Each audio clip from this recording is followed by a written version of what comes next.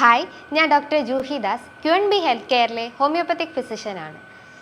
രണ്ട് മുട്ടിനും ഭയങ്കര വേദന തോന്നുക, അല്ലെങ്കിൽ നടക്കാൻ ഭയങ്കര ബുദ്ധിമുട്ടുണ്ടാകുക, നടക്കുമ്പോൾ അതിനകത്ത് നിന്ന് സൗണ്ട് കേൾക്കുന്ന പോലെ തോന്നുക, അല്ലെങ്കിൽ ആ ഒരു മുട്ടിന് ചുറ്റുമായിട്ട് ഒരു സ്വെല്ലിങ് അല്ലെങ്കിൽ നീർക്കെട്ട് ഉണ്ടാവുക, ആ ഒരു വേദന കാലിലോട്ട് ഇറങ്ങി വരുന്നു. ഇങ്ങനെ പല പ്രശ്നങ്ങളായിട്ട് പേഷ്യൻസ് വന്ന് പറയാറുണ്ട്.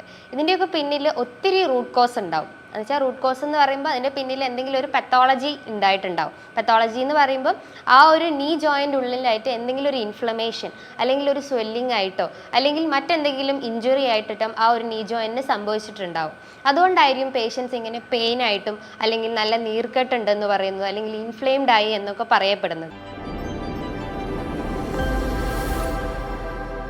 ഇതിൻ്റെ പിന്നിലുള്ള കോസസ് എന്ന് പറയുമ്പം പ്രധാനമായിട്ടും പറയുന്നതാണ് നമുക്ക് എന്തെങ്കിലും ന്യൂട്രീഷണൽ ഡെഫിഷ്യൻസീസ് എന്ന് പറയുമ്പം നമ്മൾ എടുക്കുന്ന ഡയറ്റ് ഇംപ്രോപ്പർ ആയി കഴിഞ്ഞാൽ, ഡയറ്റ് എന്ന് പറയുമ്പം നമ്മൾ വൈറ്റമിൻ ഡി സപ്ലിമെൻറ്റ്സ് അല്ലെങ്കിൽ വൈറ്റമിൻ ഡി റിച്ച് ആയിട്ടുള്ള ഫുഡ് ഐറ്റംസ് എടുത്തിട്ടില്ലെങ്കിൽ, വൈറ്റമിൻ ഡി എന്ന് പറയുമ്പോൾ ഒരു സൺഷൈൻ വൈറ്റമിൻ ആണ്.